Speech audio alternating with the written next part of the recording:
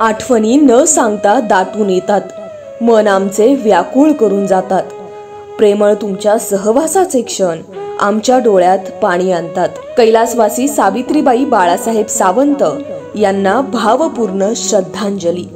दशक्रिया विधी मंगळवार दिनांक 20 जून 2023 रोजी सकाळी 7:30 वाजता अंबिलोढा आगर, हापूसबाग, तालुका जुन्नर, जिल्हा पुणे येथे होईल।